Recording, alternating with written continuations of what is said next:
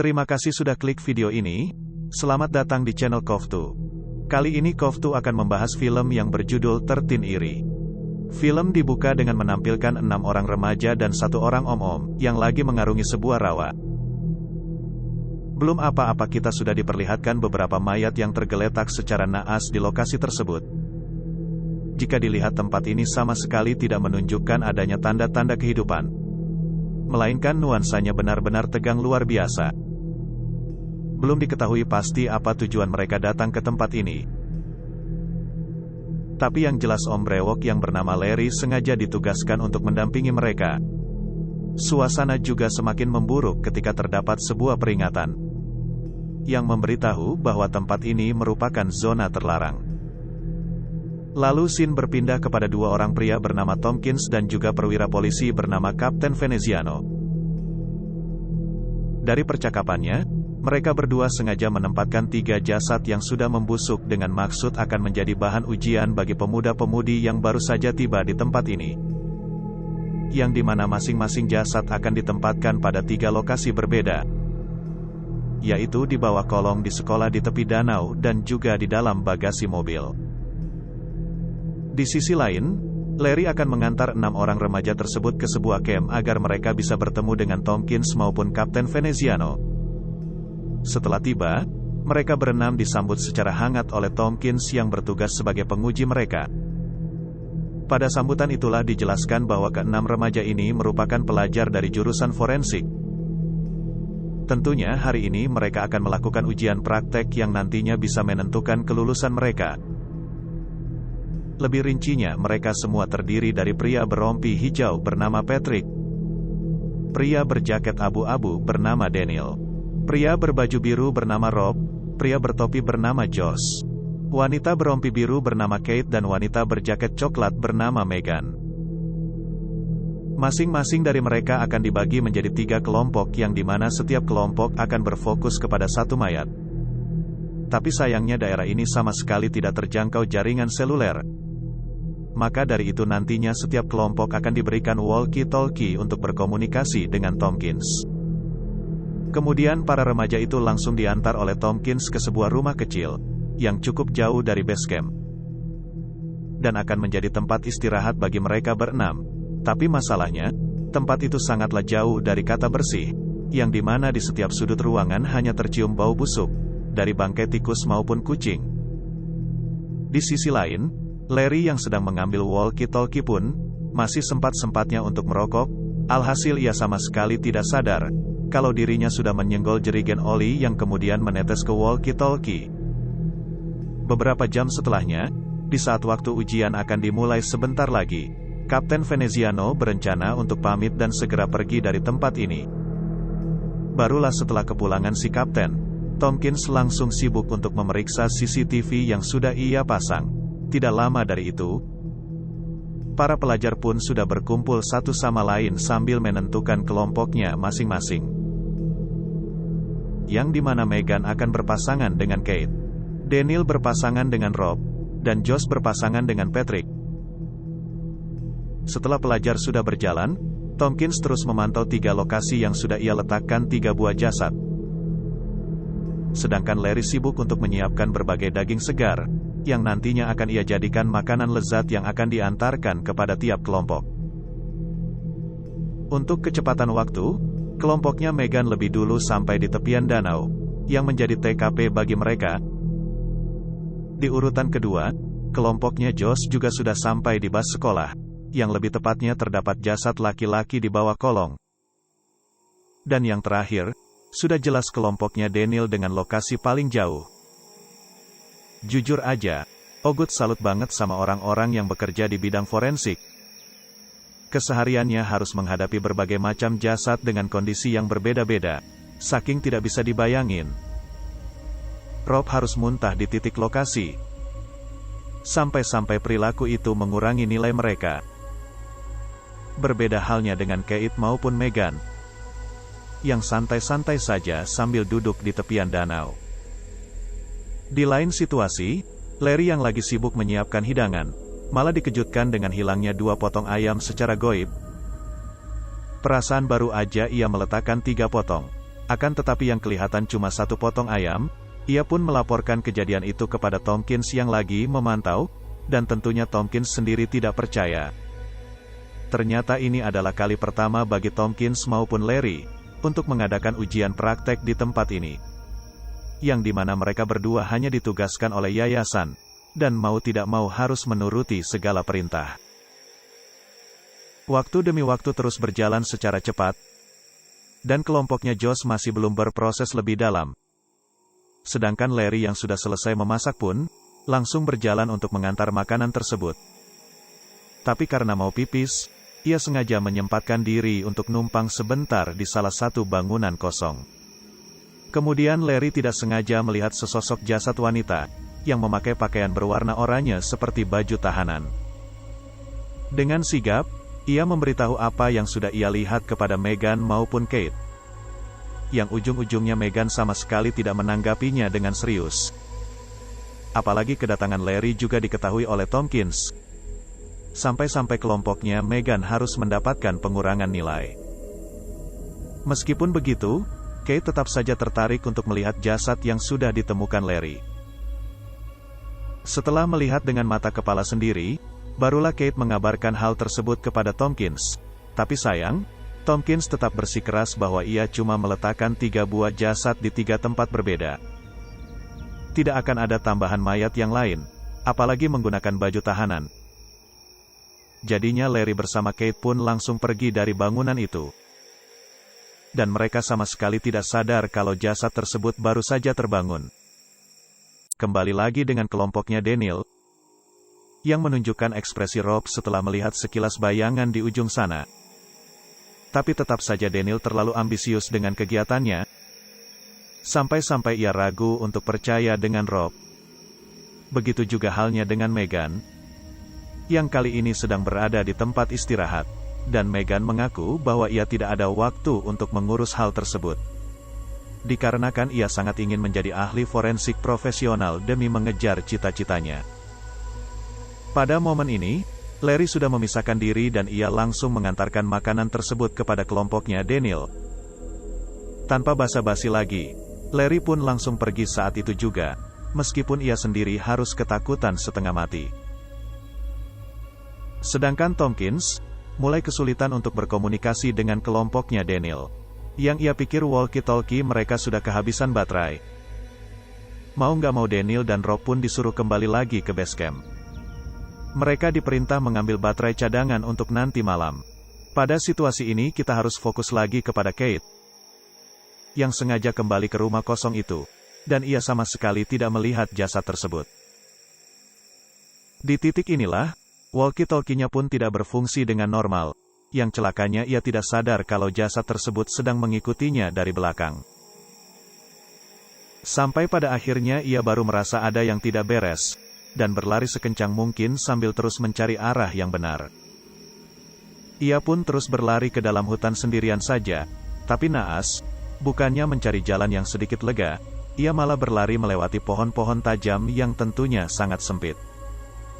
Kalau kayak begini sih, mau nyalahin siapa lagi selain nyalahin dirinya sendiri. Sudah tahu tidak memungkinkan, malah masih saja diterusin, sampai-sampai ia tersangkut di antaranya. Mau bagaimana lagi ia sudah berusaha, mayat hidup alias zombie itu pun, mulai menyantap jarinya Kate dengan begitu lahap. Secara perlahan namun pasti, sedikit demi sedikit bagian tubuh Kate langsung dimakan sama si zombie, bahkan karena udah terlalu panik, matanya pun harus tertancap ke ranting pohon sampai tembus. Dengan teriakan yang begitu kencang dari Kate, Meghan pun langsung mendengar teriakan tersebut. Dan ia sadar ada yang tidak beres. Begitu juga halnya dengan Josh maupun Patrick, yang melihat gerak-gerik dari suatu sosok di sebelah mereka. Merasa ketakutan, Josh memutuskan untuk kembali ke base camp, walaupun ia sendiri mulai tidak nyaman berada di sini. Tragisnya, Meghan yang tadinya bersikeras pun mulai histeris, setelah menyadari kondisi temannya yang sudah berlumuran darah.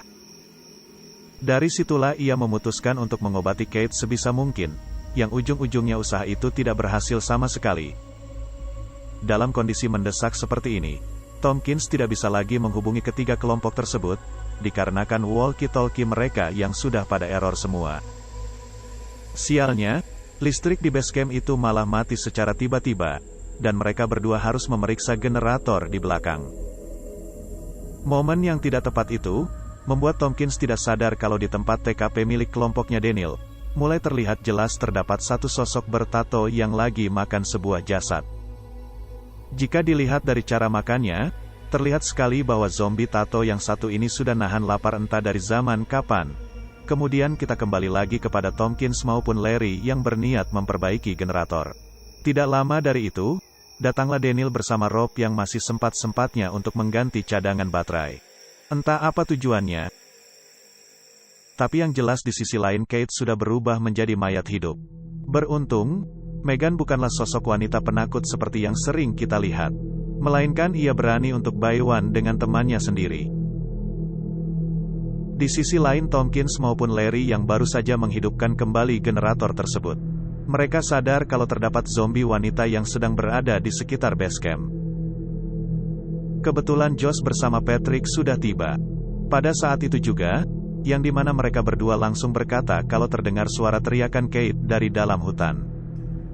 Tapi tidak untuk seorang Daniel yang baru saja melakukan ujian praktek.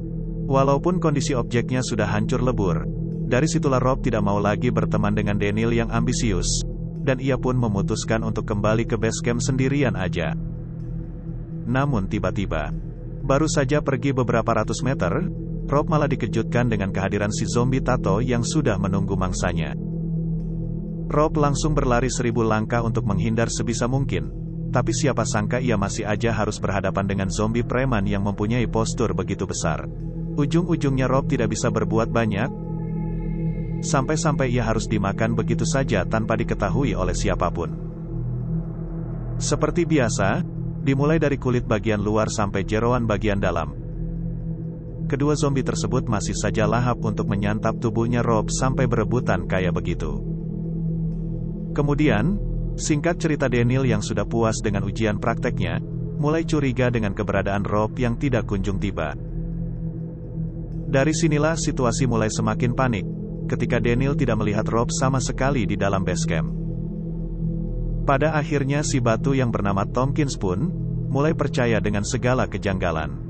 Dan ia menyuruh Daniel dan Josh maupun Patrick agar mencari teman-temannya. Dengan waktu yang terus bergulir dan langit yang semakin gelap, Megan masih harus berhadapan dengan sosok Rob yang sudah menjadi zombie. Celakanya lagi, Kate masih bisa bangkit dari timpahan lemari, meskipun Megan sendiri langsung menusuknya sampai tertembus. Pada momen inilah Rob pun muncul melalui kolong rumah, yang membuat Megan bergerak untuk menyiram Rob dengan cairan asam. Masih tidak mempan, Megan pun mulai menggesek-gesek lehernya Rob dengan potongan triplek, sampai-sampai ia tidak tahu kalau Kate sudah berhasil lolos. Setelah sadar, Megan tidak memberi ampun lagi kepada temannya itu, dan ia mengakhirinya dengan tancapan menembus otak. Sedangkan untuk giliran Rob, Megan sengaja meracik cairan asam dengan cairan lainnya, yang akan ia gunakan sebentar lagi. Setelah cukup ia pun langsung naik ke atas rumah tersebut, dan menempatkan cairan itu ke dalam mulutnya Rob sampai meledak. Singkat cerita malam pun sudah tiba. Dan Larry mulai memperkuat satu-satunya pintu yang ada di basecamp. Tapi sialnya zombie preman sudahlah sadar akan keberadaan mereka, dan tanpa basa-basi Tompkins pun langsung menembak zombie tersebut tepat di kepala. Merasa sudah aman mereka pun ingin memeriksa lagi situasi di sekitar, tapi siapa sangka si zombie preman masih hidup. Ujung-ujungnya, satu-satunya senjata yang dipegang Tompkins pun harus terlempar keluar rumah. Megan yang tidak lagi mendapatkan ancaman serius, langsung memutuskan untuk turun ke bawah. Tidak lama dari itu, datanglah Daniel di rumah tersebut. Dan ia pun langsung diamankan oleh Megan. Di sisi lain, Larry lagi sibuk untuk membuat peledak molotov, dan si Tompkins sibuk dengan lukanya sendiri. Setelah merasa sudah aman, Tompkins keluar dari rumah tersebut, dan ia melihat zombie wanita yang lagi memakan bahan makanan. Tapi tanpa disadari si zombie preman sudahlah merangkak di bawah kolong basecamp, yang dimana ia tergiur dengan tetesan darah dari Tompkins. Ujung-ujungnya, Larry pun sudah terlalu panik, dan ia harus menjadi korban berikutnya, tanpa disadari oleh Tompkins yang baru saja membunuh zombie wanita. Di saat Tompkins baru tersadar zombie itu tidak lagi berada di bawah kolong rumah, yang pastinya sudah kabur entah kemana. Pada situasi yang berbeda, Daniel bersama Megan baru saja tiba di tempat parkir dari bis sekolah. Tentu tempat ini sendiri, bisa mereka jadikan sebagai tempat berlindung sampai matahari terbit. Namun ternyata, belum saja beberapa menit mereka harus dihampiri lagi oleh si Larry yang kali ini sudah berubah wujud.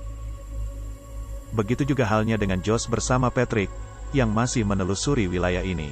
Sampai-sampai mereka harus dihadapkan oleh si zombie tato. Dan bahkan zombie preman pun mulai ikutan juga untuk mengejar mereka. Beruntungnya Josh menemukan sebuah bus yang sempat digunakan Larry untuk mengantar mereka. Dan sebisa mungkin Josh langsung menyalakan mesin dari bis tersebut, sambil membunyikan klakson berulang kali. Sudah jelas bunyi tersebut pun langsung didengar oleh Megan maupun Daniel, yang baru saja tersadar. Dan pastinya mereka harus ke sana. Sialnya baru saja turun dari bis sekolah. Larry mulai menyadari keberadaan mereka dan sialnya lagi. Tembakan Megan malah meleset. Meskipun begitu, Megan pun tetap berhasil untuk membunuh Larry. Kabar baiknya lagi, mereka berdua masih sempat ditolong oleh Josh maupun Patrick, yang kebetulan lewat di jalan tersebut. Hanya saja mau bagaimanapun situasinya, si zombie preman masih saja berani untuk menghalangi jalan mereka. Begitu juga dengan zombie tato yang benar-benar punya mental baja. Walaupun harus berhadapan dengan sebuah bis, mau ditabrak kayak gimana juga, si zombie tato ini masih aja hidup tanpa lecet sedikit pun. Terlebih lagi si zombie preman jugalah masih hidup, dan ia sanggup untuk mengacak-ngacak isi bis tersebut. Sampai pada akhirnya, tidak ada lagi cara bagi Josh sendiri selain menabrakkan bis itu ke basecamp mereka. Namun tetap saja, Patrick sudah keburu terluka parah akibat gigitan bertubi-tubi dari zombie preman. Beruntung Daniel masih sempat menembak zombie preman sampai membuatnya tergeletak tak berdaya. Pada kesempatan inilah Josh langsung tancap gas sedalam mungkin, walaupun bis itu sendiri sudah mengeluarkan asap yang begitu ngebul. Meskipun pada akhirnya bis itu harus terguling dan meledak, sambil menghanguskan Patrick yang sudah tergigit. Di saat waktu terus berjalan, mereka pun sudah tiba di salah satu kompleks untuk beristirahat sebentar. Tapi lagi-lagi si zombie tato juga berhasil menghampiri lokasi itu, dengan mengandalkan penciumannya yang berfokus kepada darah segar. Ajaibnya peluru yang menembus di kepalanya pun, tidak mempan untuk membuat zombie tersebut tewas. Sampai di suatu momen, peluru si Megan sudah habis. Dan dia cuma bisa pasrah sambil menatap ajal. Untung saja masih ada seorang Josh yang baik hati, dan menyelamatkan Megan tepat waktu. Beberapa jam setelahnya matahari pun sudah terbit, dan mereka bertiga cuma menunggu aja di tepi jalan sambil berharap ada mobil yang melintas. Yang bikin kaget, ternyata Tompkins masih hidup, dengan cara yang tidak diperlihatkan sama sekali. Nggak lama dari kedatangannya, melintas salah satu buah mobil yang dimana kendaraan itu sedang dibawa oleh Kapten Veneziano. Tanpa basa-basi, Tompkins langsung menghajarnya saat itu juga. Dan Kapten Veneziano pun langsung menjelaskan apa yang terjadi sebenarnya. Lebih tepatnya beberapa tahun lalu, wilayah itu sengaja digunakan untuk melakukan eksperimen biologis kepada tahanan yang dijatuhi hukuman mati. Sampai pada akhirnya, eksperimen itu berubah menjadi malapetaka.